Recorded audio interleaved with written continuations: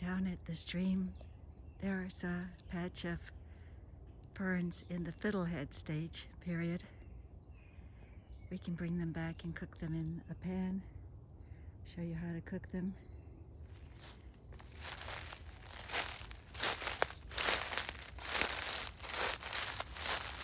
You just pick them.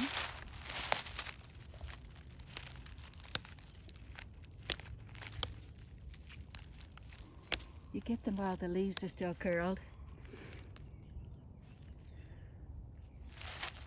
And pick a few. Take them back and cook them in the pan.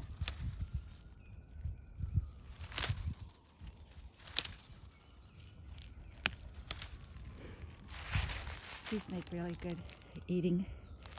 They taste a lot like spinach when you cook them in butter. When you're out in the woods in the early spring, you come across fiddlehead ferns. Some of them are already opened, as you can see,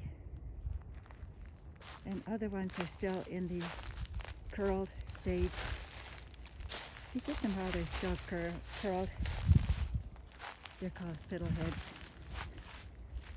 Fiddleheads are really good to eat. Most of these on this patch here, they come back every year, but most of them are already opened. The ones you find in the shade are more likely still to be curled up closed. Another delicious edible wild herb is called Japanese knotweed. It can grow very tall, 6 feet or more, but the stage at which it's edible is when it's still a small shoot like this. You want to pick only the stems and discard the leaves.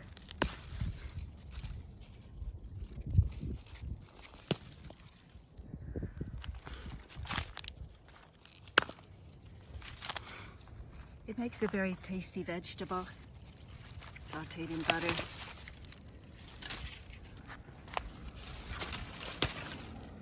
When we get this back to the house, I'll show you how to cook it.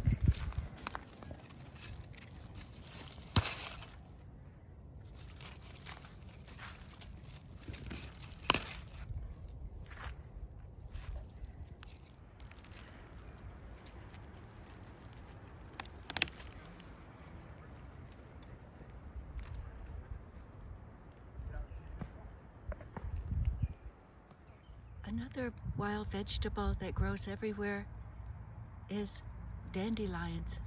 These can be pulled out by the root, or you can just pluck the seeds if you want to see them grow again. Even if you pluck them out by the root, sometimes they'll sprout. This one has an extensive root system. Okay, like that. That makes a good sautéed vegetable. You can also eat dandelions in salads.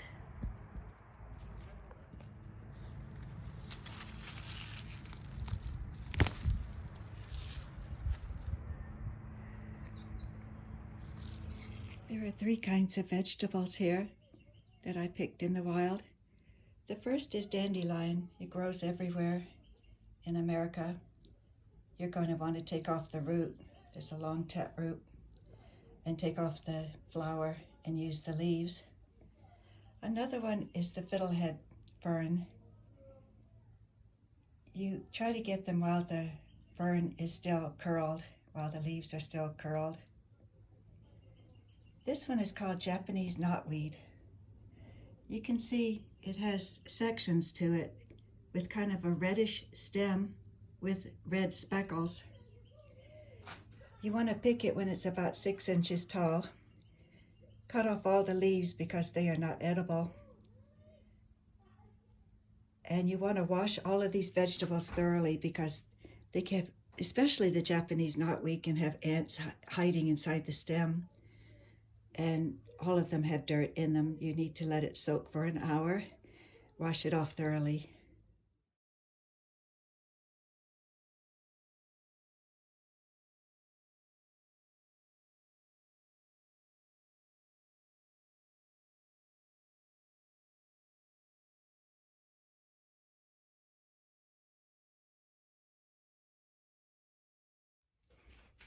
Hello, and welcome back to Grandma Susie's Kitchen. I'm Grandma Susie.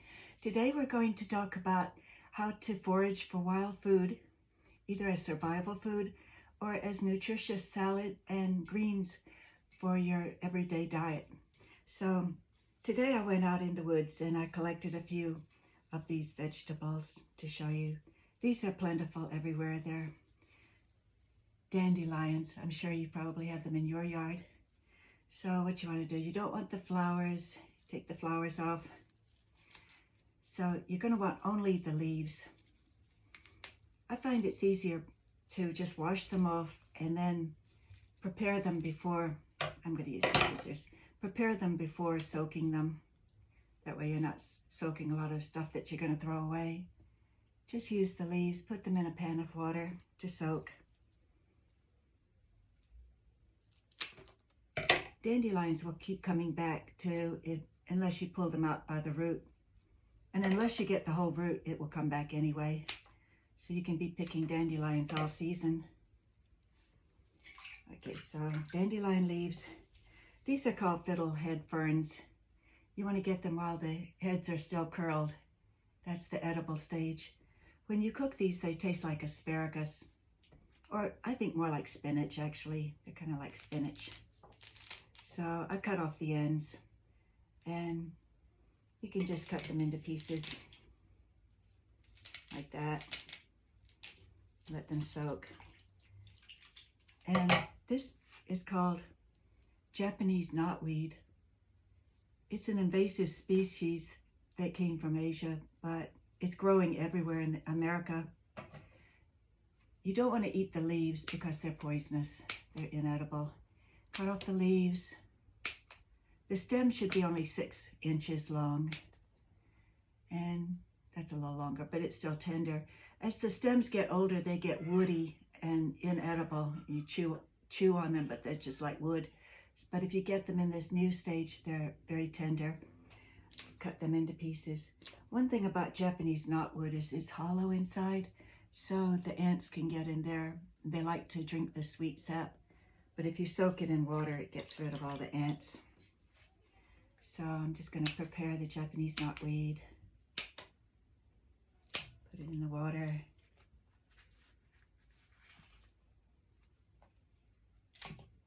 The Japanese knotweed, when you saute it in butter, it tastes like kind of a lemony asparagus flavor. The American settlers, the pioneers and pilgrims, they brought with them from Europe pot herbs. And they grow everywhere in America now. You can find some of them in your garden, especially if you overturn the soil, so that you're getting the soil from like 100 years back is starting to surface again. That's where the seeds lie buried.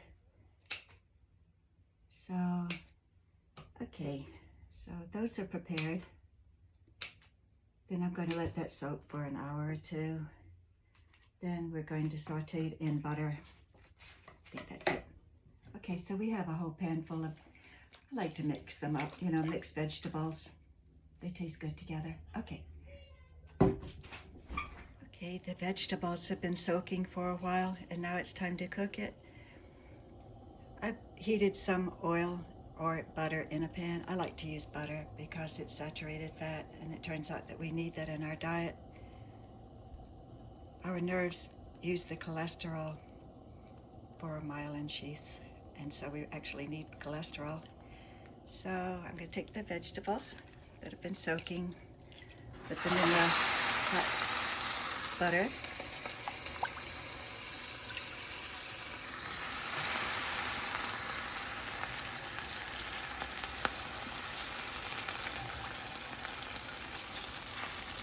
We're going to saute that until tender. Stir them around a little bit.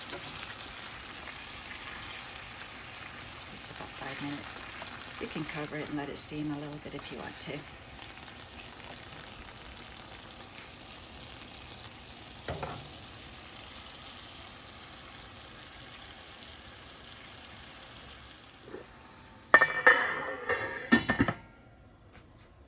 I'll just let that cook for a few minutes. Okay, this is ready now. Looks like the vegetables are tender. Take some out and put it on a plate.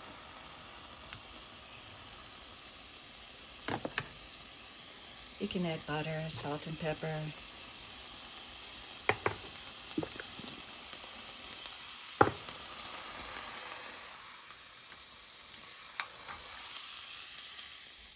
So the food is ready now, and I'd like to try it and let you know how it turned out.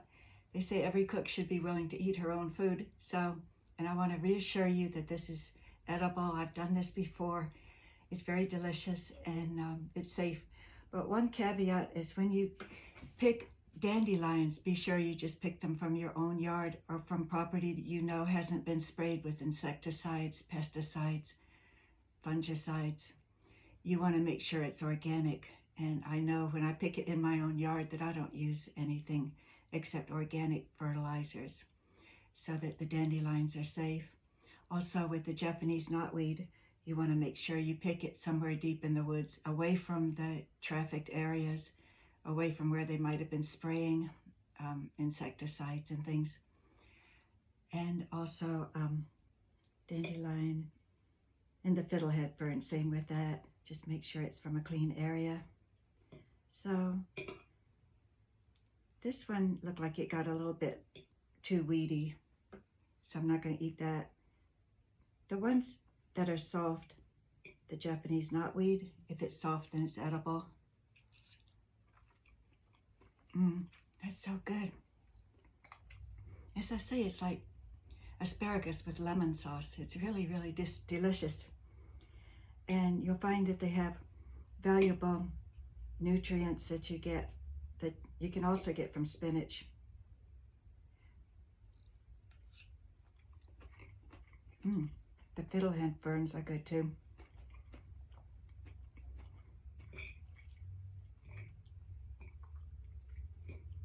When the flavors all combine like this, you know, you get a nice mixed greens. It's really delicious. And it's so good for you too. Well, until next time, this is Grandma Susie. Have a good day. Stay safe. Bye.